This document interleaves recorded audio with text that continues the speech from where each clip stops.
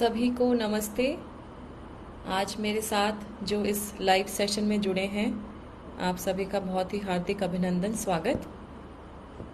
1 minute के लिए हम वेट करेंगे ताकि बाकी व्यूअर्स भी हमारे साथ जुड़ पाएं।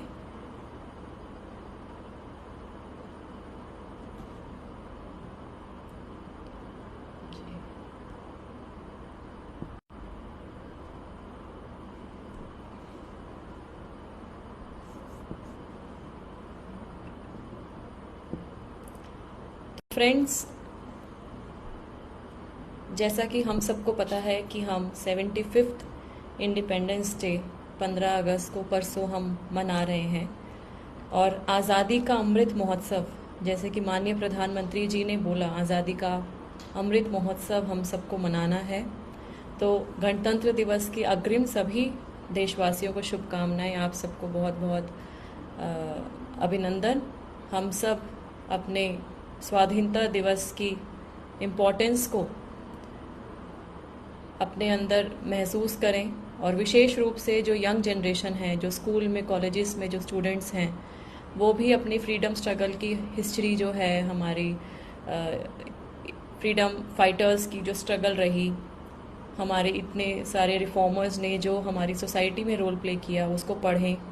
और इंडिया की जो रिच कल्चर है, हेरिटेज है, रिच हिस्ट्री है, उससे अपने आप को अवगत कराएं और उससे प्राउड फील करें। आई थिंक एक ये भी बहुत इम्पॉर्टेंट पार्ट है कि हमें एज इंडियंस ज़्यादा से ज़्यादा जानकारी होनी चाहिए। तो उसके अलावा मैं ये भी बोलना चाहूँगी कि अभी जो रिसेंटली कंक्लूड हुआ टोक्यो ओलंपिक्स 2020 में देखा हमने कैसे भारत ने 7 मेडल्स जीते, जो कि आज तक का, अभी तक का हमारे देश के हिसाब से सबसे हाईएस्ट मेडल टैली रहा है। इस सब के लिए भी पूरे देशवासियों को बहुत बहुत शुभकामनाएं, जिसमें शुरुआत के 3 मेडल्स हमारी बेटियां लेके आईं, मीराबाई चानू, लवलीना बोरगोहेन, पीवी सिंधु। और उसके बाद मेंस हॉकी टीम में हमको मेडल मिला, ब्रॉन्ज मेडल। फिर हमारा गौरव रेसलर रवि धैया और बजरंग पूनिया ने हमें मेडल दिलाया देश को। और जो गोल्ड हमें नीरज चोपड़ा ने एथलेटिक्स में दिलाया है, वो तो एक स्वर्णिम इतिहास है जो हमारे पूरे देश के लिए रचा गया है। और इन सभी के लिए पूरे देश को बहुत बहुत शुभकामनाएं। तो इसी के साथ फ्रेंड्स, मैं आज का अपना सेशन स्टार्ट करती हूँ, जो कि सिविल सर्विसेज प्रिपरेशन स्ट्रैटेजी के ऊपर है।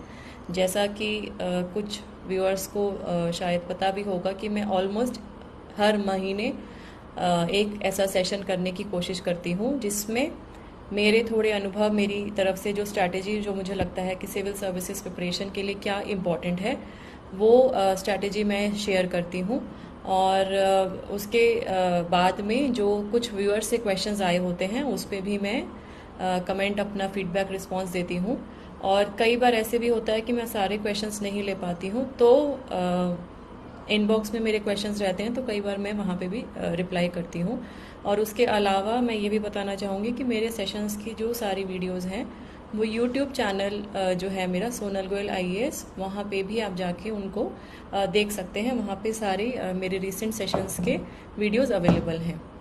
तो फ्रेंड्स, अगर हम बात करें सिविल सर्विसेज प्रिपरेशन की, जो सिविल सर्विसेज की पूरी रणनीति, मैं इस सेशन को हिंदी और इंग्लिश लैंग्वेज में मिक्स करके मैं बात करूँगी, क्योंकि कुछ कैंडिडेट्स बोलते हैं कि हम हिंदी में ज़्यादा कंफर्टेबल हैं। Some say that they are more comfortable listening to in English, so I will try to mix both the languages.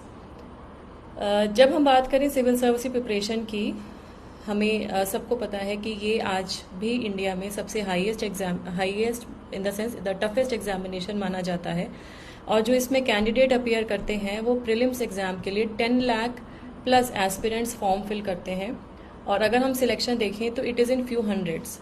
तो जो 10 लाख के आसपास में फॉर्म्स फिल हो रहे हैं और फाइनल सिलेक्शन फ्यू हंड्रेड्स में है, तो आप ये मान के आप अपने आप ही देख सकते हैं कि जो है the final selection is not even 1% of the candidates who are appearing for this examination.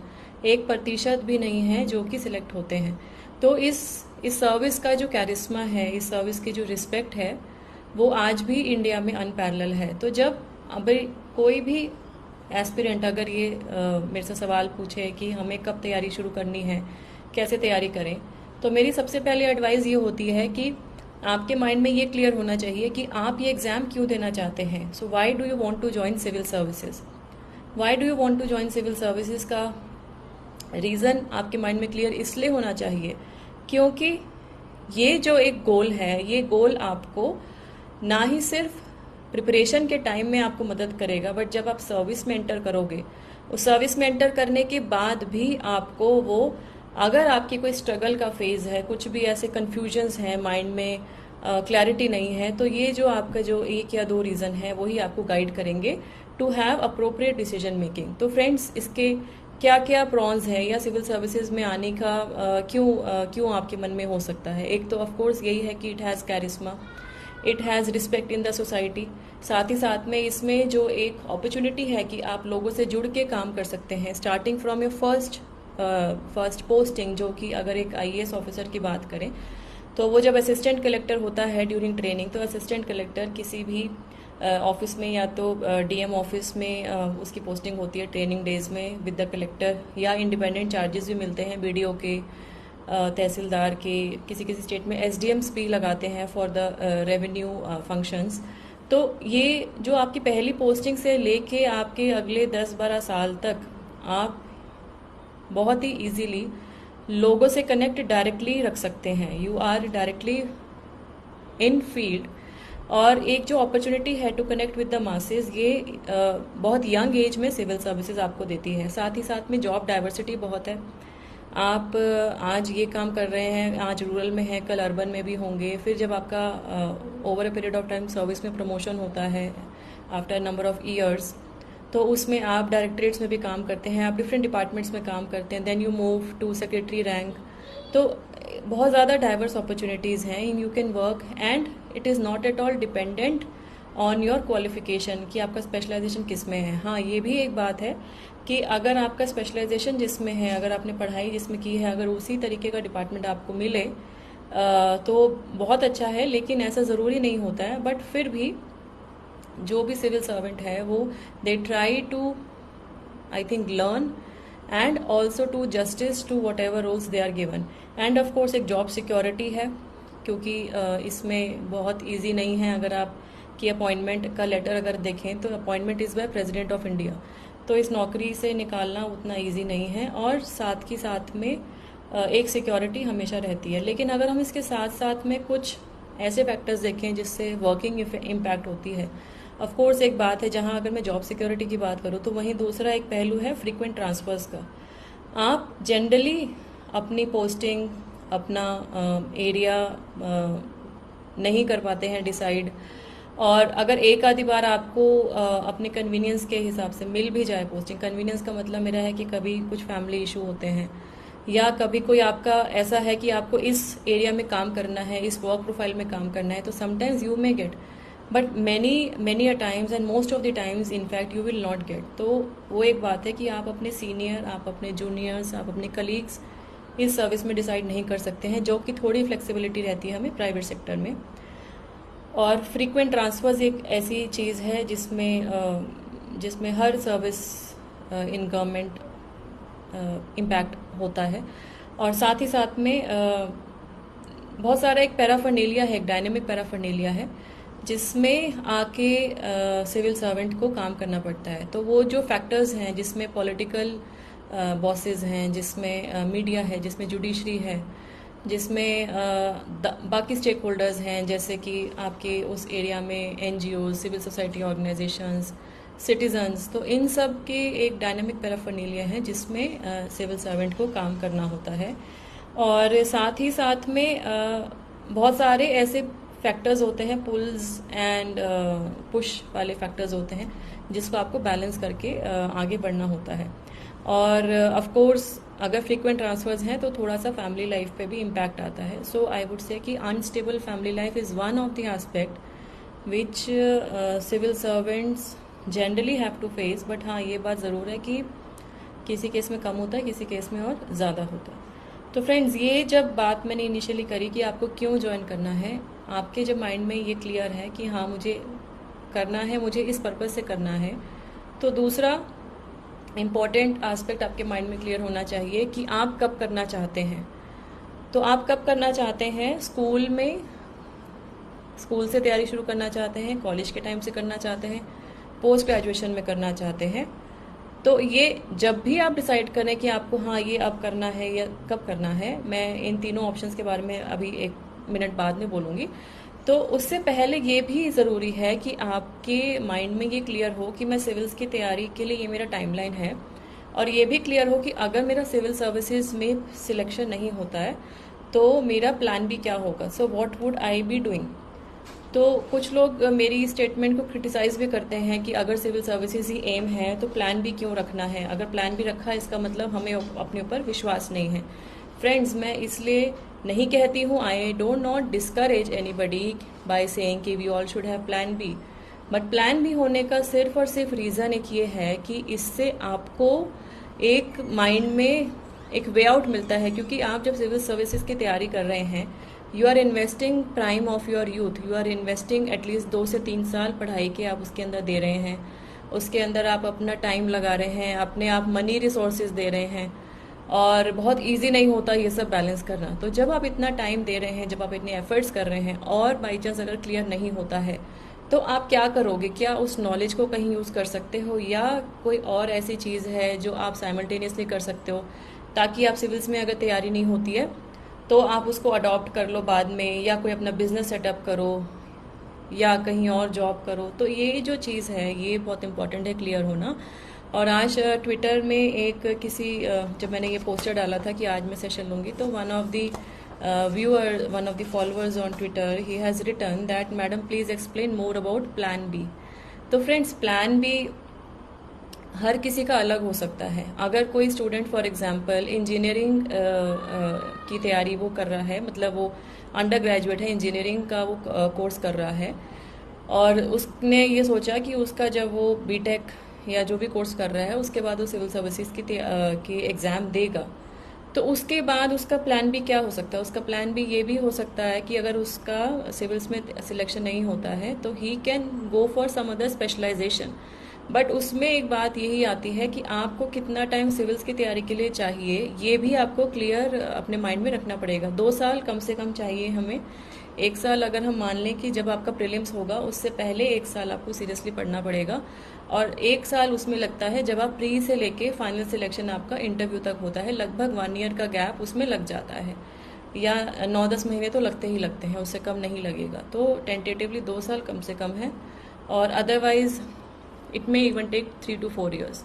तो ये जो टाइम फ्रेम है ये क्लियर होना बहुत ज़्यादा ज़रूरी है। और साथ ही साथ में अगर आप कोई जॉब करना चाहते हैं तो जॉब के साथ आप कितना टाइम इसमें दे पाएंगे वो भी आपको देखना पड़ेगा। तो अगर मैं अपनी लाइफ की बात करूं, तो मेरे लाइफ में फ्रेंड्स फ्रैंकली सिविल सर्विसेज में आने का मेरा बचपन से कोई रुझान नहीं था। इनफैक्ट मैं एक मिडिल क्लास फैमिली पानीपत में बेस्ड है, वहाँ से बिलोंग करती हूँ, और बिजनेस बेस्ड फैमिली है। तो मैं way back I am talking about 2002-03, तो मैं उस टाइम में दिल्ली में श्रीराम कॉलेज ऑफ कॉमर्स से मैं अपनी ग्रेजुएशन कर रही थी। तो जब मैं 3rd ईयर ऑफ ग्रेजुएशन में थी तो मुझे सिविल सर्विसेज के बारे में पता लगा। I read in some magazine the toppers के कुछ इंटरव्यू, तो मुझे एक अंदर से स्पार्क फील हुआ कि ये कुछ ऐसा है जो मुझे ट्राई करना चाहिए। बट हुआ क्या कि सिविल सर्विसेज के बारे में कभी हमारी फैमिली में कभी कोई डिस्कशन नहीं हुआ, and there was nobody who had ever attempted to go for civil services. तो जब मैंने ये बात अपने पेरेंट्स से डिस्कस करी, स्पेशली मेरे फादर ने मुझे ये बोला कि this is a very unpractical kind of a dream, क्योंकि पहली तो बात यह है कि ये बहुत टफ एग्ज़ाम है, सिलेक्शन होगा नहीं होगा, सिलेक्शन के बाद कौन सी सर्विस मिलेगी, सर्विस के बाद आपको कौन सा कार्डर मिलेगा, फिर उसके बाद में आपका प्लेस ऑफ पोस्टिंग क्या होगा, उसके बाद how will you settle your family life. So all those apprehensions came in the mind of my parents, specially my father. But जब मैंने डायलॉग किया, when I kept on interacting with him for around 5-6 months, तो मेरे father ने बोला अच्छा ठीक है आपको देना है तो आप दीजिए, but you should have a plan be in your career. तो मुझे बहुत प्रैक्टिकल एडवाइस लगी। तो उस टाइम में फ्रेंड्स मैं बीकॉम ऑनर्स के 3rd ईयर में थी और मैं CS कर रही थी, कंपनी सेक्रेटरी मैं कर रही थी, क्योंकि मेरा इनिशियल प्लान यही था कि मैं प्राइवेट सेक्टर में जाऊंगी या अपना प्रैक्टिस सेटअप करती मैं कॉर्पोरेट सेक्टर में। तो मेरा सीएस मेरा फिर मैंने ग्रेजुएशन कंप्लीट किया 2003 में। मैंने 2004 में मेरा सीएस कंप्लीट हुआ और उसी ईयर में मैंने एलएलबी में एडमिशन लिया, law from Delhi University. And in the same year 2004 I started preparing for civil services. तो जब मैंने प्रिपरेशन स्टार्ट की तो उसके साथ साथ मेरा लॉ का भी क्लासेस शुरू हो गया था, because it was a regular course. And I also took a part time job, क्योंकि मैं सीएस क्वालिफाई कर गई थी तो मुझे यही लगा कि मुझे थोड़ा एक्सपीरियंस होना चाहिए। तो जब एक्सपीरियंस की जब मैं अगर बात करूं तो even though it was a part time job, but फिर भी मुझे लगा कि मुझे I should be earning some money for my own self for financing my studies, और मुझे एक वर्क एक्सपीरियंस भी आएगा। तो 2004 से 2007 तक ये तीनों चीज़ें पैरेलल चली मेरी लाइफ में। फोकस मेरा सिविल सर्विसेज की तैयारी था, ऑफ कोर्स मेरा लॉ भी चल रहा था जो कि रेगुलर क्लासेस थी, and my part time job as company secretary. तो मेरा फर्स्ट अटेम्प्ट मैंने दिया 2006 में। 2006 में मैंने प्री क्लियर किया, मेंस लिखा मैंने। अनफॉर्चुनेटली मेरा मेंस के बाद में इंटरव्यू कॉल नहीं आया, I did not get interview call. तो मैं बहुत डिजेक्टेड हो गई, बहुत डिमोटिवेटेड हो गई, and I just got blank for few days कि क्या करें क्या नहीं। तो फिर देन मैंने डिसाइडेड कि नहीं, मुझे एक अटेम्प्ट तो कम से कम देना चाहिए। Then I took it like this कि I would give it my 100%। तो मुझे फ्यूचर में कोई कभी भी अपने ऊपर रिपेंटेंस ना हो कि मैंने अपना 100% नहीं दिया। So keeping that in to mind I gave whatever efforts I could, and with the blessing of God, with support of my parents, my family, मैंने एग्ज़ाम में क्लियर किया और 2008 में मेरा फाइनल रिजल्ट आया। तो I am 2008 batch IAS officer and I got all India rank 13th। तो वो दिन आज भी मुझे याद है, बहुत ही एक इमोशनल और खुशी वाला दिन जो था 16 मई 2008, जिस दिन मेरा रिज़ल्ट आया। और friends, frankly even though family का, इमीडिएट फैमिली का सपोर्ट था, बट फिर भी उस टाइम में, तो मैं बात कर रही हूँ लगभग आज से 14-15 साल पहले, तो हरियाणा में देखें या आज भी इंडिया में, स्पेशली नॉर्थ इंडिया में ऐसी कई स्टेट्स हैं जिसमें पेट्रियार्कल डोमिनेट माइंडसेट है। तो पेट्रियार्क एग्जिस्ट करती है, तो लड़कियों को ग्रेजुएशन के बाद पढ़ाने का उतना चाल चलन उस टाइम नहीं था। अब ऑफ कोर्स बहुत चीज़ें इम्प्रूव कर रही हैं। तो जब मैं पढ़ा करती थी तो मेरे रिलेटिव्स ये टॉन्ट भी करते थे मेरे पेरेंट्स को कि ये पता नहीं इतना क्यों पढ़ा रहे हैं मेरी अपनी बेटियों को। तो मेरी एक एल्डर डॉटर भी है, she was doing CA at that time. तो मेरे फादर यही रिप्लाई करते थे कि एजुकेशन एक ऐसा गिफ्ट है जो हम अपने बच्चों को दे सकते हैं इररिस्पेक्टिव ऑफ देयर जेंडर, चाहे वो मेल हो फीमेल हो, और वो हमें देना चाहिए।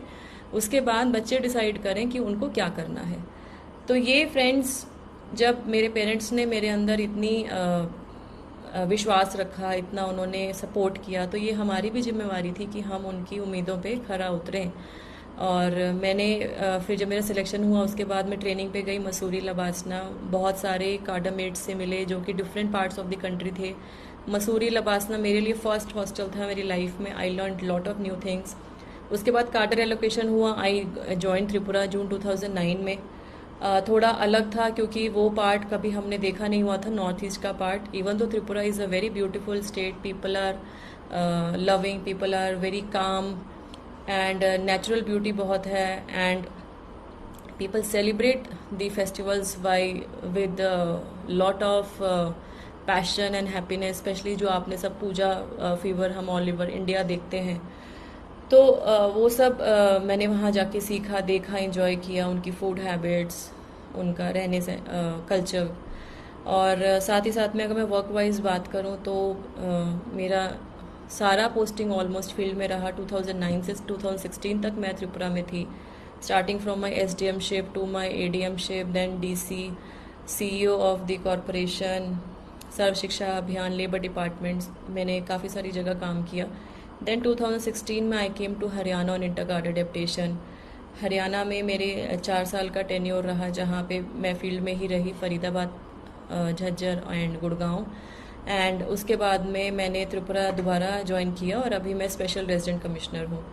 तो ये जो मेरा लगभग 12-13 साल का एक्सपीरियंस है एडमिनिस्ट्रेशन में, ये बहुत कुछ इसने मुझे सिखाया। मैंने जो चीज़ें कभी सोची भी नहीं थी कि मेरे को देखना होगा, वो सब चैलेंजेस मैंने देखे और उन चैलेंजेस ने मुझे एक अलग तरीके का पर्सपेक्टिव दिया, how to face life, how to deal with challenges. तो friends, coming back to the preparation, तो मैंने जब बात की आपसे कि आप कब कर रहे हैं, तो 3 स्टेजेस मोटा मोटा मैं क्लासिफाई करती हूँ। एक तो है कि जब स्कूल में किसी एस्पिरेंट को, जैसे आजकल बच्चे इवन स्कूल लेवल में they are very much aware and वो सोचते हैं कि हम सिविल्स की तैयारी करें। तो स्कूल में अगर आप करते हैं तो फ्रेंड्स, मेरा एक ही सजेशन रहेगा कि you should not start it very early.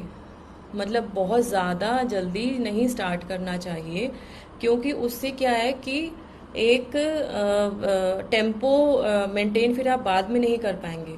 तो आप स्कूल में क्या कर सकते हैं कि स्कूल में आप अपना बेसिक्स प्रिपेयर कर सकते हैं। तो बेसिक्स इन द सेंस जो जनरल स्टडीज़ में जो सब्जेक्ट्स हैं उसके बारे में आप एनसीईआरटीज़ पढ़ सकते हैं, उसके बारे में बेसिक पढ़ सकते हैं, और एक जनरल नॉलेज जीके को पढ़ने का एक फ्लेयर डेवलप कर सकते हैं by reading the important newspapers and relevant magazines. तो इतना काम आप स्कूल में कर सकते हैं, बहुत ज़्यादा मत कीजिए, क्योंकि आपको स्कूल के बाद अभी ग्रेजुएशन भी करना है। तो आप अगर बहुत ज़्यादा पहले से करेंगे तो आई थिंक वो उतना orientation towards the end you may lose, so you have to keep it balanced.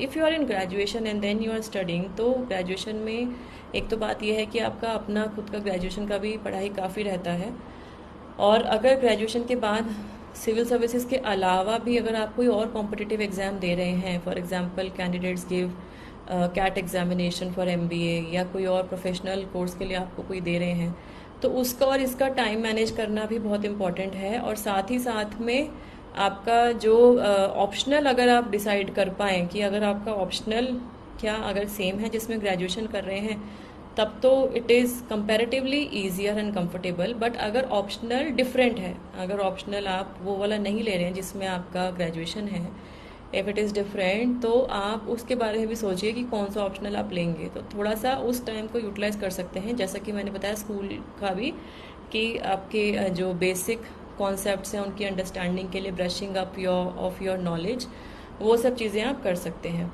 If you are doing it after graduation, जैसे मैंने किया आफ्टर ग्रेजुएशन, तो आफ्टर ग्रेजुएशन फिर ये सब इश्यूज आते हैं कि आप कुछ और कोर्स भी कर रहे हैं, या फॉर दैट मैटर आपने कोई जॉब ले ली, या कोई और हायर स्टडीज़ भी कर रहे हैं, या मैरिज भी हो जाती है। कुछ कैंडिडेट्स ऐसे भी हैं, both male and female, who are married.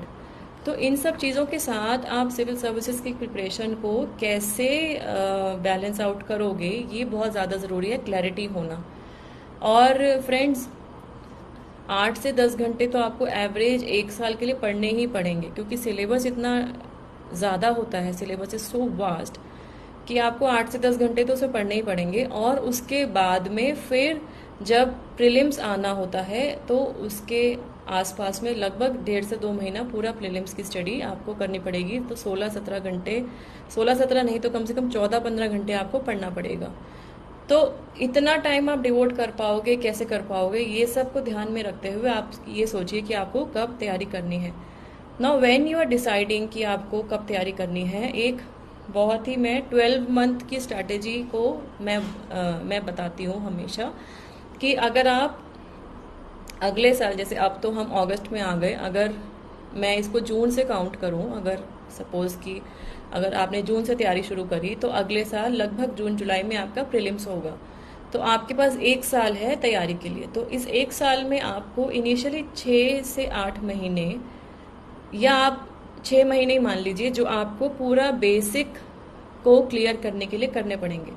So the combined study, the overall combined study of prelims and mains you will have to do, जिसमें आपको सब्जेक्ट भी पढ़ना पड़ेगा, जिसमें आपको जनरल स्टडीज़ के दोनों पेपर जो कि इसमें मेंस में आते हैं, वो भी पढ़ना पड़ेगा आपको, जीके, करंट अफेयर्स सब पढ़ना पड़ेगा, और एक ओरिएंटेशन लेनी पड़ेगी कि एग्जाम में क्या क्या टॉपिक्स हैं, कौन सा सब्जेक्ट में क्या क्या सिलेबस है, वो सब लेना पड़ेगा।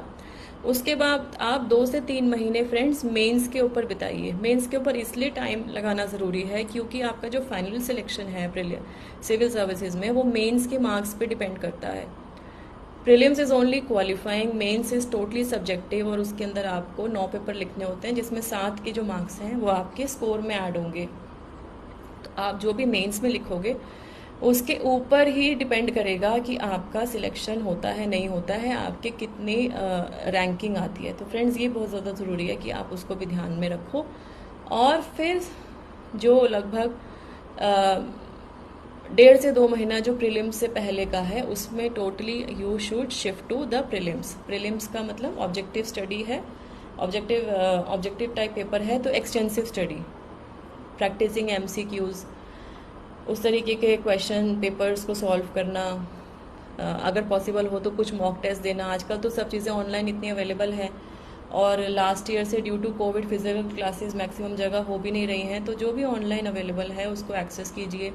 If you have friends, discuss with them, और लास्ट के 1.5 से 2 महीने पूरा प्रीलिम्स पे फोकस कीजिए। और जब प्रीलिम्स का एग्जाम आपका हो जाएगा, again come back to your mains, क्योंकि उसके बाद हमारे पास बहुत ज़्यादा टाइम नहीं होता है। 2.5 से 3 महीने मैक्सिमम मिलेंगे आपको मेंस का एग्ज़ाम लिखने में, और उसमें बहुत सिलेबस रहेगा because you have to write everything. तो वो रिटर्न, उसके लिए आपके पास अपना खुद का नोट्स भी होना बहुत ज़्यादा ज़रूरी है। तो ये तो था फ्रेंड्स टाइमलाइन के हिसाब से। तो now I talk about the strategy कि आप कैसे तैयारी स्टार्ट करो। तो सबसे पहले तो बहुत इंपॉर्टेंट है कि पूरा जो यूपीएससी की वेबसाइट है upsc.gov.in, वहाँ जाके आप इसकी सिलेबस को देखो। लास्ट ईयर का नोटिफिकेशन आपको मिल जाएगा। उस सिलेबस के अंदर आप ये देखिए कि टॉपिक्स क्या क्या हैं, प्रीलिम्स में क्या टॉपिक हैं, मेंस में क्या टॉपिक हैं, और कोशिश करके अपने ऑप्शनल को भी सिलेक्ट करने की कोशिश कीजिए। और उसके बाद में यू हैव अ टाइमलाइन कि when will you start the preparation. और ये आइडिया लेने के लिए कि किस तरीके के क्वेश्चन पेपर आते हैं, I would suggest that last 3 years question paper, बहुत ज़्यादा पुराने लेने की आवश्यकता नहीं है, क्योंकि यूपीएससी के जनरली क्वेश्चंस रिपीट नहीं होते हैं और उनका पैटर्न भी काफ़ी चेंज होता रहता है। मैंने जब वे बैक इन 2006-07 दिया था, उससे आज के पेपर तक 2019-20 के पेपर तक बहुत ज़्यादा चेंज आ चुका है। तो बहुत ज़्यादा पुराने देखने का कोई फ़ायदा भी नहीं है। I think last 2 to 3 years is a sufficient time to give you an idea कि क्या रेलिवेंट है। तो अब अगर हम बात करें स्टेज वाइज प्रिपरेशन, तो प्रीलिम्स क्या है, जैसे मैंने पहले ही बताया, आपको पता ही है, प्रीलिम्स इज टोटली ऑब्जेक्टिव, और ऑब्जेक्टिव में मल्टीपल चॉइस क्वेश्चंस आते हैं, सीसैट जिसको हम बोलते हैं। और इसमें एक्सटेंसिव नॉलेज, किसी भी चीज़ की इन डेप्थ में नहीं जाना है। एक्सटेंसिव नॉलेज मतलब आपको आइडिया होना चाहिए, क्योंकि उसमें क्या है कि कुछ क्वेश्चंस आप उसको शायद देख के आप उसको आपको टिक कर पाओ कि this is the option, right. ये ज़रूरी नहीं है कि आपको उसके बारे में 100% पता हो, लेकिन कई क्वेश्चन ऐसे होंगे जो आप, क्योंकि आपने कहीं पढ़ा है, तो your memory would be guiding you to opt that to click that option. तो वो है। और इसमें दोनों जो पेपर हैं, पेपर 1 पेपर 2, दोनों ही 200 मार्क्स ईच के हैं।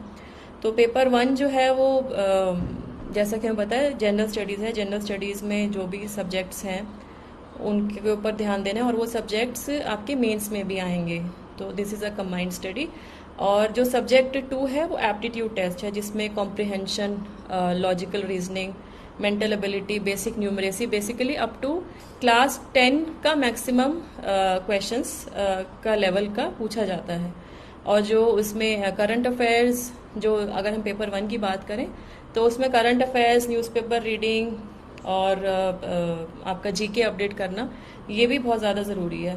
तो प्रीलिम्स में जैसे मैंने बताया फ्रेंड्स कि लगभग 2 महीने पहले, 1.5 से 2 महीने पहले जब आपका एग्ज़ाम है, उससे पहले प्रीलिम्स पे फोकस करके पढ़िए, and do not go into much of the detail, in the sense कि हम एक ये चीज़ ध्यान में रखें कि जब हम सिविल सर्विसेज की तैयारी कर रहे हैं तो हमें किसी भी सब्जेक्ट पे पीएचडी नहीं करनी है। We are not here to do any research और बिकम अ रिसर्च स्कॉलर। हमारा मोटिव क्या है कि हम उस विषय को समझें और उसको अपने शब्दों में अपने तरीके से हम उसको रिप्रेजेंट करें, जो कि रीजनेबली कॉम्प्रिहेंसिव हो। बहुत ज़्यादा डिटेल तो आप लिख भी नहीं पाएंगे, क्योंकि उसमें जब हम मेंस की भी जब मैं बात करूंगी तो उसमें भी हमें पता है कि there are marks given against each question, right. तो मैं अब मेंस की बात करती हूँ कि सब्जेक्टिव टाइप क्वेश्चन है, जिसमें टोटल 9 पेपर हैं, 2 तो लैंग्वेज के होंगे और 7 पेपर ऐसे होंगे 250 मार्क्स ईच के, जिसमें हमारी मार्किंग होगी 250 इंटू 7, 1750 की हमारी मार्किंग होगी। और जो बाकी जो 2 सब्जेक्ट्स हैं उसको हमें क्वालिफाई करना है, उसके हमारे टोटल में मार्क्स ऐड नहीं होंगे। तो पेपर 1 है एसए का, पेपर 2 है history, heritage, geography, paper 3 relates to governance, constitution, polity, social justice, international relations. Paper 4 है technology, economic development, biodiversity, environment, security, disaster management. Paper 5 है friends ethics, integrity and aptitude. और 6 और 7 है optional subject. तो 6 और 7 जो optional subject हैं वो जो भी आप ऑप्शनल लेंगे उसके पेपर आएंगे। और फिर जो 2 पेपर होंगे वो लैंग्वेज के होंगे, English and any other vernacular, जो भी आपको कंफर्टेबल हो। तो फ्रेंड्स मेंस के लिए बहुत इंपॉर्टेंट चीज़ क्या है? बहुत इंपॉर्टेंट चीज़ है कि आपको जो पता है वो आप लिख पाएँ, तो you are able to reproduce what you know. So for that what is important is that you should be able to do sufficient answer writing practice. Answer writing practice friends बहुत ज़्यादा ज़रूरी है, बहुत ज़्यादा इंपॉर्टेंट है। और इसके लिए कोई भी तरीका आप अपना सकते हैं। कुछ कैंडिडेट्स का तरीका होता है कि वो अपने खुद के नोट्स बनाते हैं, कुछ कैंडिडेट्स ऐसे करते हैं जो नोट्स पढ़ रहे हैं उसी में शॉर्ट पॉइंटर्स बना लेते हैं, ताकि जब वो रिवाइज कर रहे हैं उनको याद में आता रहे। तो आप जो भी तरीका अपनाते हैं it is up to you, but repeated revisions and answer writing is very important as far as mains is concern. और ये मैंने खुद अपने केस में ऑब्जर्व की कि जब मैंने फर्स्ट अटेम्प्ट में जब मेंस लिखा था तो मुझे अपनी पता लग गया था कि मेरे लूपहोल्स क्या हैं, मेरा वीक एरियाज क्या है। तो जब मैं सेकेंड अटेम्प्ट में मैंने मेंस लिखा तो मेरा फोकस यही था कि मैं आंसर राइटिंग की प्रैक्टिस करूँ, मॉक टेस्ट में अपियर करूं, या ग्रुप में बैठ के मेरे 3-4 फ्रेंड्स थे, हम लोग ग्रुप में बैठ के कई बार पेपर अटेम्प्ट करते थे। तो इस तरीके की राइटिंग प्रैक्टिस बहुत ज़्यादा ज़रूरी है और रिपीटेड रिविजन्स भी बहुत ज़्यादा ज़रूरी हैं as far as mains is concerned. Now I talk about the interview और द पर्सनालिटी टेस्ट। तो पर्सनालिटी टेस्ट फ्रेंड्स अभी रिसेंटली इस ईयर के कैंडिडेट्स के लिए यूपीएससी कंडक्ट कर रहा था। I don't know whether the it's over और नॉट, बट इसमें क्या है कि बेसिकली वो आपका एक पर्सनालिटी को टेस्ट करते हैं और वो ये जानना चाहते हैं कि ये कैंडिडेट सिविल सर्विसेज में क्यों आना चाहते हैं, और सिविल सर्विसेज में आएंगे तो ये क्या कंट्रीब्यूशन करना चाहेंगे, क्या एप्टीट्यूड है, क्या करना चाहते हैं, किस माइंडसेट से आ रहे हैं।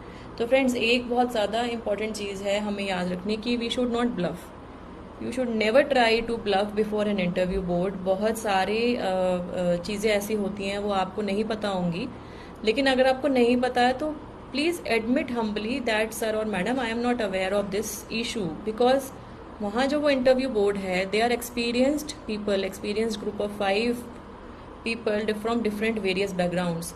तो आप एक चीज़ को छुपाने के लिए कुछ बोलते हैं, you may enter in to a pitfall which ultimately may be harmful to you. So it is better to avoid any such discourses of which you are not sure of. और अगर आपको कोई अपना व्यू पॉइंट रखना भी है तो you put it firmly but gently. Do not enter into any argument. Do not ever enter into argument.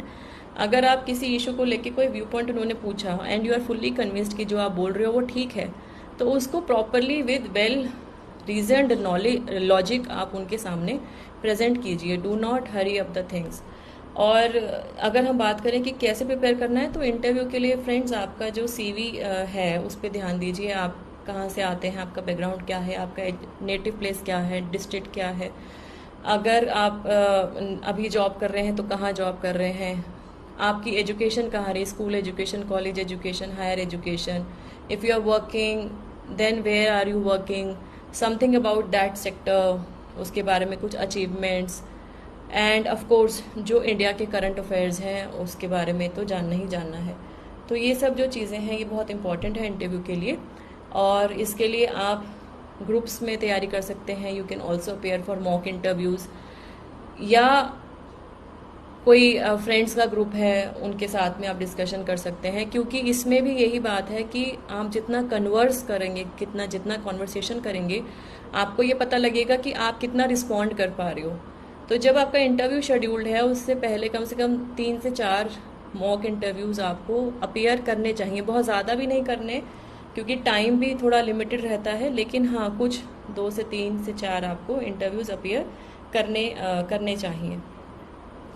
Friends, कुछ जनरल कुछ कॉमन क्वेश्चंस हैं जो कि मैं बताना चाहूँगी, जो मेरे से जनरली एस्पिरेंट्स पूछते हैं। तो वो मैं कॉमन कंसर्न्स थोड़ा बताना चाहूँगी, कि जैसे कि how many hours to study for examination, तो कितना घंटा पढ़ाई करें। तो फ्रेंड्स, इसमें यही है जो मैंने शुरुआत में भी बताई कि 8 से 10 घंटे आपको पढ़ने होंगे शुरू में 6, 8, 10 महीने। और जब आपका एग्ज़ाम पास में होता है, चाहे वो प्रीलिम्स का हो, चाहे वो मेंस का हो या इंटरव्यू हो, तो आपको कम से कम 12-14 घंटे आपको पढ़ने पड़ेंगे। इससे कम में आपका नहीं होगा। तो आप ये देखिए आप कैसे कर रहे हैं। और दूसरी बात ये भी है कि क्वांटिटी से ज़्यादा क्वालिटी इंपॉर्टेंट है। We all know that quality is more important that quality. तो डू नॉट फॉरगेट दैट, जो भी आप पढ़ रहे हैं उसको ढंग से समझ के आप लिखिए, ये बहुत इंपॉर्टेंट है। फ्रेंड्स, नेक्स्ट क्वेश्चन पूछते हैं कैंडिडेट्स की हाउ टू चूज़ ऑप्शनल। तो कुछ कैंडिडेट्स तो बहुत कंफर्टेबल होते हैं, जिस सब्जेक्ट में ग्रेजुएशन की उन्होंने वो ही ऑप्शनल लेते हैं। कुछ हैं कि जो चेंज करना चाहते हैं। जैसे मेरे केस में मैं शेयर करती हूँ कि मेरे 2 ऑप्शनल थे, कॉमर्स एंड पब्लिक एडमिनिस्ट्रेशन। तो हमारे टाइम में we had to take 2 optionals. एक ऑप्शनल रहता था प्रीलिम्स में, और मेंस में 2 ऑप्शनल रहते थे। तो प्रीलिम्स में मेरा कॉमर्स था और मेंस में मेरा कॉमर्स एंड पब्लिक एडमिनिस्ट्रेशन दोनों थे। तो जब मैंने ये पब्लिक एडमिनिस्ट्रेशन लिया, मुझे इनिशियली थोड़ी सी डिफ़िकल्टी हुई, but then I was able to grasp the subject, because उसमें क्या है कि it's a combination of constitution या पॉलिटिकल साइंस बोल लें, political science and law and administration, और जो कि मुझे ऐसा लगता है कि बाद में भी हमें हेल्प करता है when we enter into civil services. तो वो जस्ट एक मैंने एग्जांपल साइट किया। आप कोई और भी ऑप्शनल ले सकते हैं, लेकिन ऑप्शनल सिर्फ इस वजह से मत लीजिए कि भाई वो स्कोरिंग है या उसमें स्टडी मटेरियल अवेलेबल है। फ्रेंड्स, अगर आप कोई ऐसा ऑप्शनल ले लें जो स्कोरिंग तो है, लेकिन अगर आपका खुद का इंटरेस्ट नहीं है, तो आप उसमें जस्टिस नहीं कर पाओगे। ठीक है, तो आप वैसे ही ऑप्शनल लीजिए जिसमें आपका कंफर्ट हो। और मार्क्स तो सब में ही आते हैं, ऐसा कोई भी नहीं है कि कोई हाई स्कोरिंग है, कोई लो स्कोरिंग है, ऐसा नहीं होता। द पॉइंट इज कि you see last 3 years question paper, और उन लास्ट 3 साल के क्वेश्चन पेपर को देख के आपको आइडिया लग जाएगा कि आपको कौन सा ऑप्शनल लेना चाहिए। परफॉर्मेंस आप किस में अच्छी दे सकते हो, वो मोस्ट इम्पॉर्टेंट है। फिर एक नेक्स्ट कंसर्न एस्पिरेंट्स का रहता है कि मीडियम ऑफ लैंग्वेज हम क्या रखें, मीडियम हिंदी इंग्लिश दें, हिंदी में दें या इंग्लिश में दें। तो फ्रेंड्स, जिसमें भी आप कंफर्टेबल हो, जिसमें भी आपकी स्कूलिंग हुई हो, या जिस भी लैंग्वेज में आप इजीली अपने आप को एक्सप्रेस कर सकते हो, उसी को अडॉप्ट करो। क्योंकि अगर आप ऐसे किसी लैंग्वेज को अडॉप्ट कर लोगे जिसमें आप एक्सप्रेस ही नहीं कर पाओगे, तो you will not gain marks in mains. तो कई कैंडिडेट्स के माइंड में ये रहता है कि शायद हिंदी मीडियम वालों को स्कोरिंग नहीं मिलती है, लेकिन ऐसा कुछ नहीं है friends. Even English, even Hindi, दोनों मीडियम से एस्पिरेंट्स जो हैं टॉप रैंकर्स बनते हैं। सो जो ज़रूरी है, सबसे ज़्यादा ज़रूरी क्या बात है, वो ये है कि आप किस में कंफर्टेबल हैं, उस मीडियम को चुनिए। नेक्स्ट इम्पॉर्टेंट एस्पेक्ट है, इस कोचिंग नेसेसरी, कि कोचिंग लेनी चाहिए मुझे, नहीं लेनी चाहिए। फ्रेंड्स, ये भी एक बहुत सब्जेक्टिव सा डिसीजन है, क्योंकि कोचिंग में एक तो बहुत सारे फैक्टर्स इन्वॉल्व हैं कि आप जहाँ रह रहे हैं हो सकता है वहाँ अच्छी कोचिंग इन्वॉल्व ना हो। तो अच्छी कोचिंग इन्वॉल्व नहीं होगी तो आपको किसी और जगह में शिफ्ट करना पड़ेगा, किसी और सिटी में आना पड़ेगा, तो उसमें एक्सपेंडिचर भी लगता है। It may not be feasible on everybody's part to bear those expensive coachings, बहुत चीप भी नहीं होती। और स्पेशली ड्यूरिंग लास्ट ईयर के कंपैरिजन, लास्ट ईयर से लेके अब तक कोविड की वजह से many of now the classes are being run online. तो फिजिकली तो क्लासेस जनरली हो भी नहीं रही हैं, ऑनलाइन ही हो रहा है। और बहुत सारा मटेरियल अवेलेबल है ऑनलाइन का. There are many portals, good portals who are giving lot of good information about civil services preparation. तो फ्रेंड्स, यही ज़रूरी है कि हम इस बात को देखें कि आप कंफर्टेबल हैं नहीं हैं, आप कितना टाइम कोचिंग क्लासेस में देते हैं, कितना टाइम सेल्फ स्टडी के लिए देते हैं, ये भी बहुत ज़्यादा ज़रूरी है. और इसके साथ में खुद का प्रैक्टिस मोस्ट इम्पॉर्टेंट है. चाहे आप कोचिंग लो ना लो, your own practice, your own understanding of the things is the most important, जिससे आप आगे एग्ज़ाम में आप लिख पाओगे. इस सोशल मीडिया नेसेसरी, ये भी एक क्वेश्चन एस्पिरेंट्स पूछते हैं कि सोशल मीडिया कितना इम्पॉर्टेंट है या इसको करना ज़रूरी है. तो फ्रेंड्स, सोशल मीडिया उतना ही यूज़ कीजिए जितना आपकी तैयारी में आपको बेनिफिट दे रहा है. Do not waste time. आपका टाइम बहुत प्रीशियस है और आज जो टाइम आपको मिला है ये लाइफ में दोबारा कभी नहीं मिलेगा. आप इस बात को मान लीजिए कि आज का जो टाइम आज जो मिल रहा है ये कल नहीं आएगा. So what you get today you will not gate tomorrow.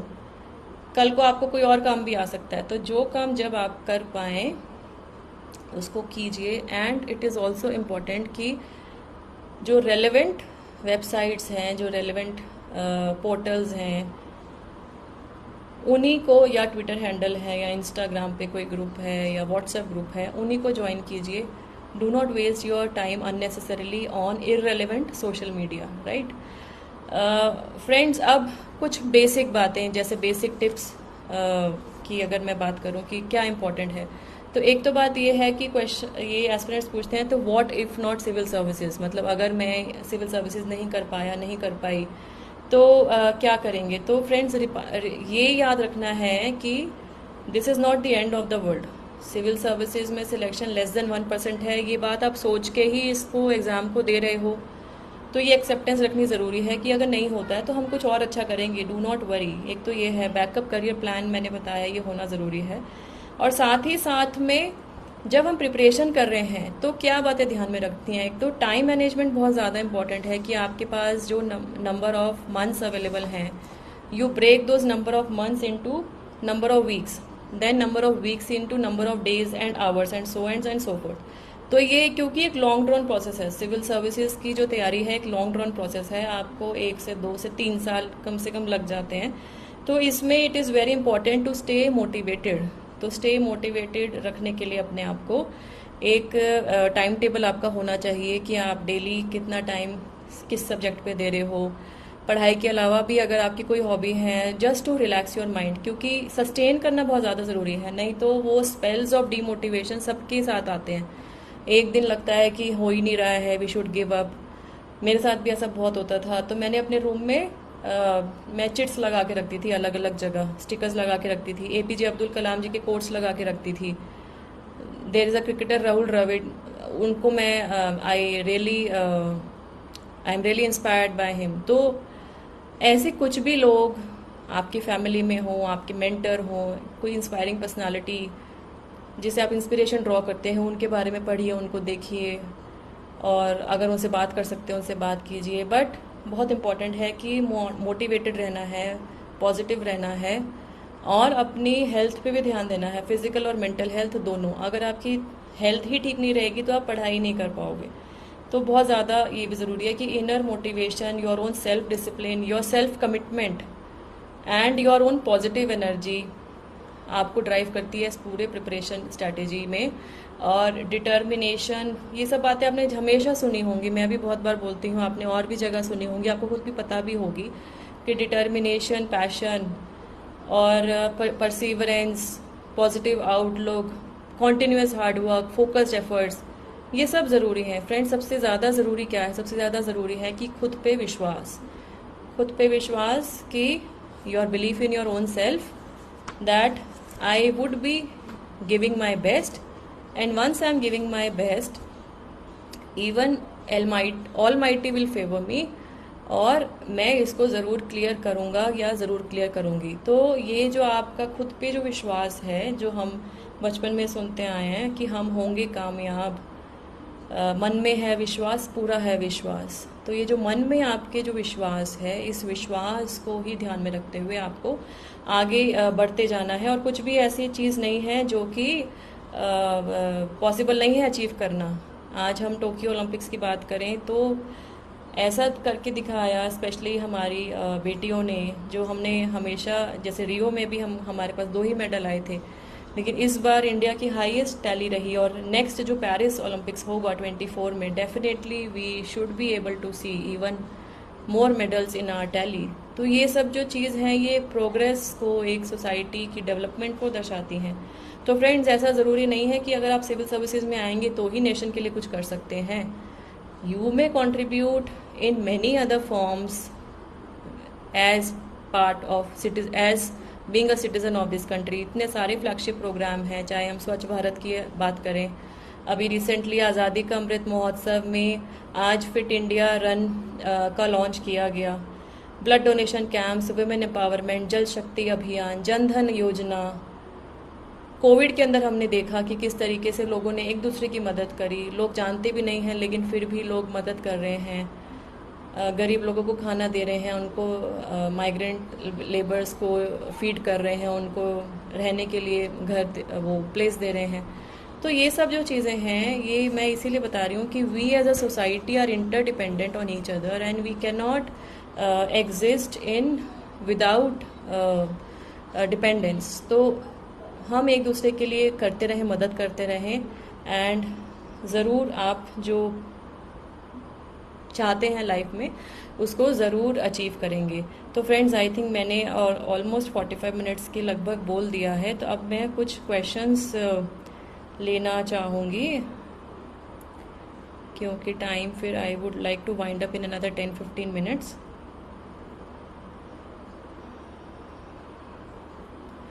तो ठीक है, मेंस के पेपर कैसे लिखें, किसी ने ये पूछा है, मेंस के पेपर कैसे लिखें। फ्रेंड्स, मेंस का पेपर देखिए, वही बात है कि आपको आंसर राइटिंग प्रैक्टिस करनी पड़ेगी। पहले तो ये बात है कि आप लास्ट 2 से 3 साल के क्वेश्चन पेपर को देखिए, आपको ये आइडिया लग जाएगा कि किस तरीके के क्वेश्चंस पूछे जा रहे हैं। तो किस तरीके के क्वेश्चन पूछे जा रहे हैं, उसके बाद में आप थोड़ा सा ये प्रैक्टिस जब करेंगे ना, तभी आपको पता लगेगा कि क्या क्या चीज़ इम्पोर्टेंट है। तो इसमें जो इम्पोर्टेंट का मतलब ये होगा कि सपोज कोई एक टॉपिक है जिसके अंदर उन्होंने 10 मार्क्स के अंदर पूछा है, तो उस 10 मार्क में आप बहुत ज़्यादा नहीं लिख पाओगे, लेकिन आपको उसमें जो हाइलाइट्स हैं, जो इम्पोर्टेंट चीज़ें हैं, वो लिखनी पड़ेंगी, वो इम्पोर्टेंट है। तो ये तभी आप लिख पाओगे जब आपकी खुद की प्रिपरेशन, खुद की जो रिवीजन है वो ठीक होगी। So when your revision is good, you will be able to immediately recollect कि इसमें हाँ ये इम्पोर्टेंट था, और आप इमीडिएटली लिख दोगे, कोई इशू नहीं है। तो इसीलिए फ्रेंड्स, मेंस की जो आंसर राइटिंग की तैयारी है वो बहुत ज़्यादा ज़रूरी है, चाहे वो आप खुद के हैंड रिटन नोट से करें, चाहे आप वो स्लिप से करें, चाहे वो आपका जो मटेरियल है, स्टडी मटेरियल है, उस पर लिखें, स्लिप्स लगाएं, जैसे भी हैं, जिससे भी कंफर्टेबल हो, but answer writing is the most important. किसी एक कैंडिडेट ने पूछा है, ग्रेजुएशन के बाद गैप 10 साल का आ गया है और सिविल सर्विस एग्ज़ाम देना है, प्लीज़ गाइड। तो फ्रेंड्स, एक तो मैं ये सजेस्ट करना चाहूँगी कि आप एक बार क्राइटेरिया ढंग से पढ़ लीजिएगा सिलेबस के अंदर, आपकी एज के हिसाब से यू आर एलिजिबल और नॉट ग्रेजुएशन, क्योंकि आप कह रहे हैं कि 10 साल का गैप हो गया है। तो please check this clearly and also check कि आप कितने अटैम्प्ट दे सकते हो, क्योंकि जो क्राइटेरिया है यूपीएससी का वो डिफरेंट है एज पर दी कास्ट। तो उसमें जनरल कैंडिडेट्स के लिए अलग है और बाकी कैंडिडेट्स के लिए अलग है। तो वो आप थोड़ा देख लीजिए कि कितने अटैम्प्ट्स आप दे सकते हो। तो ये जो 10 साल का गैप आ गया, आई कैन अंडरस्टैंड कि बहुत ज़्यादा गैप है, you are out of your studies, and अगर आपकी मैरिज भी हो गई है, फैमिली भी है, उसको भी सेटल करना है, कोई जॉब भी चल रही होगी, तो वही है कि आप इनिशियली स्टार्ट कीजिए। पहली तो बात ये क्लियर होनी है कि आपको कब देना है, कितना टाइम आपके पास है। तो आप अगर स्टार्ट करना चाहते हैं तो जल्दी कीजिए, do not delay. My suggestion is कि अगर आपको आप देना ही है तो do not delay, start your preparation immediately. और कितने घंटे आप अभी से दे सकते हैं, जॉब के साथ दे सकते हैं, वो डिसाइड कीजिए। एंड टूवर्ड्स द एग्जामिनेशन अगर पॉसिबल है तो प्लीज़ टेक सम लीव, क्योंकि फुल टाइम जॉब के साथ इस एग्ज़ाम की तैयारी उतनी एटलीस्ट पीक टाइम पे नहीं हो पाएगी, क्योंकि आपको बहुत सारा सिलेबस रहेगा रिवाइज करने के लिए। तो अगर आप उतना अप्रोप्रिएट टाइम नहीं दे पाओगे तो आपके मार्क्स अच्छे नहीं आ पाएंगे, ये बात फैक्ट है। तो कई ऑर्गेनाइजेशंस में सबैटिकल का भी ऑप्शन होता है प्राइवेट सेक्टर में। कुछ ऑर्गेनाइजेशंस में लीव अदरवाइज भी देते हैं, स्टडी लीव भी होती है, या और भी देर आर मेनी प्रोविजंस। तो try and take some leave near to your examination, not now. और अभी वैसे आप एक ओरिएंटेशन के लिए आप पढ़ाई सीरियसली शुरू कर दीजिए।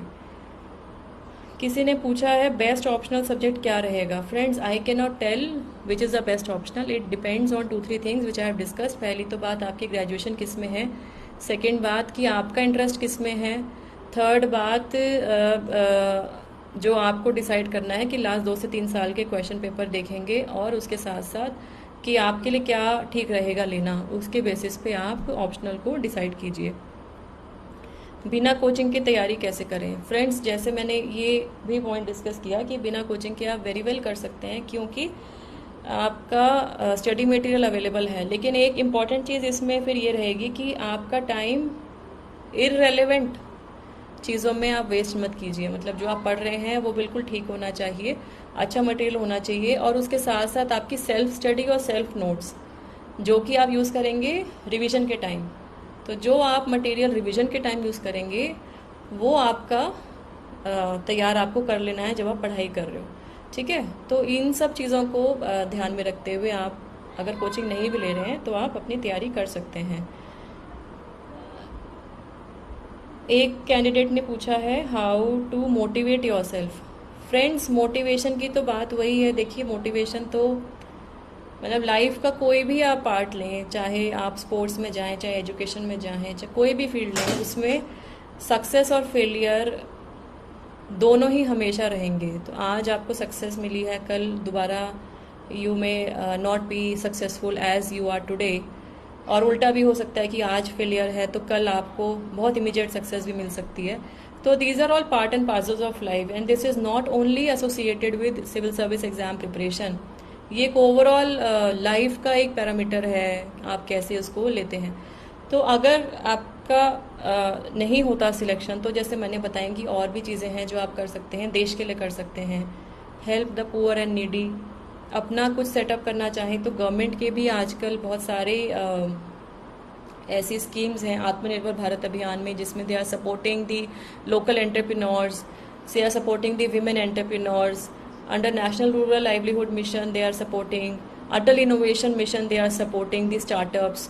तो ये सब चीज़ों के बारे में भी थोड़ा नॉलेज रखिए कि आप आगे क्या कर सकते हैं। And do not let this failure become a burden in your mind. मतलब उसको अपने ऊपर हावी मत होने दीजिए, उसको एक्सेप्ट करके आप अच्छा क्या कर सकते हैं उस पर काम कीजिए, वो ज़्यादा इम्पोर्टेंट है। आई थिंक एक लास्ट या 2 लास्ट क्वेश्चन ले लेती हूँ मैं फ्रेंड्स, क्योंकि ऑलरेडी 52 मिनट्स हो गए। हिंदी मीडियम से सिलेक्शन के क्या चांसेस हैं। फ्रेंड्स, हिंदी मीडियम से भी सिलेक्शन होता है आप ऑफ कोर्स, क्योंकि परसेंटेज ऑफ एस्पिरेंट्स जो अपीयर करते हैं वो कम होते हैं as compare to the English medium, वो बात हमेशा है। लेकिन success rate is also good in Hindi medium, and we get toppers also every year from Hindi medium. तो अगर आप उसमें कंफर्टेबल हैं तो ज़रूर उसमें लीजिए। Last question, how to motivate yourself, right. तो friends, how to motivate yourself, एक तो सबसे बड़ा इम्पॉर्टेंट चीज़ है कि you should have belief in yourself. So जो बिलीफ है, जो विश्वास है कि आपको अपने ऊपर कि हाँ मुझे ये करना है और मैं ये करके दिखाऊंगा, मैं ये करके दिखाऊंगी, ये बहुत ज़्यादा ज़रूरी है। साथ ही साथ में अगर आपका डिप्रेशन, डिमोटिवेशन का कुछ है तो आप उसे कैसे फेस करते हो ये भी आपको पता होना चाहिए। डेवलप सम हॉबी, कोई भी ऐसी चीज़ जिससे खुशी मिलती हो, watching TV, reading, writing, playing, adopting any sport, music, dance, कोई भी ऐसी कुकिंग, कोई भी ऐसी हॉबी हो जिससे आपको खुशी मिलती हो उसमें एंगेज कीजिए। Take a break. बहुत ज़्यादा चीज़ें हरीड अप करने से नहीं होता है, you should be relaxed and you should be enjoying your study, तभी आप उसको अच्छे से कर पाओगे। तो इट्स वेरी इंपॉर्टेंट कि आप मोटिवेटेड रहें, आप खुश रहें, हेल्दी रहें, ये बहुत इंपॉर्टेंट है। तो friends, I think I would be ending my session today. Just last 2 or 3 lines, remember the 3 C's।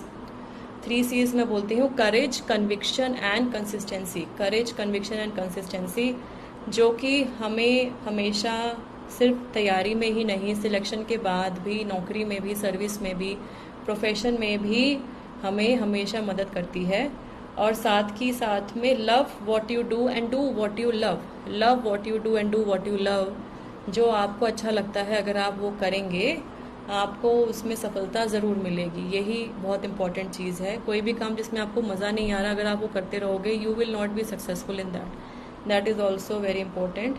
And in the last, I would like to say that you can be the you of your dreams. So you can be the you of your dreams if you show the commitment, dedication and perseverance. तो commitment, dedication, perseverance बहुत ज़्यादा ज़रूरी है।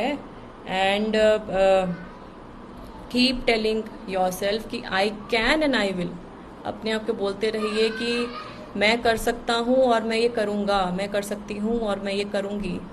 आपको ज़रूर सफलता मिलेगी। और एंड में एक प्रोज जो कि सबने ही मुझे लगता है सुना होगा, ये मेरे जहन में हमेशा रहता है कि कौन कहता है कि आसमान में सुराख नहीं हो सकता, कौन कहता है कि आसमान में सुराख नहीं हो सकता। एक पत्थर तो तबीयत से उछालो, तो एक पत्थर तो तबीयत से उछालो, तो even sky is not the limit. Have faith in yourself, have faith in your capabilities and give your best. So thank you so much सभी व्यूअर्स जो आज मेरे साथ इस सेशन में जुड़े हैं, सभी का बहुत बहुत धन्यवाद। And my best wishes to all of you. And सभी को दोबारा से हमारे स्वतंत्रता दिवस की अग्रिम शुभकामनाएं, और हम सब आज़ादी के इस अमृत महोत्सव को अच्छे से मनाएं। जय हिंद, जय भारत। Thank you.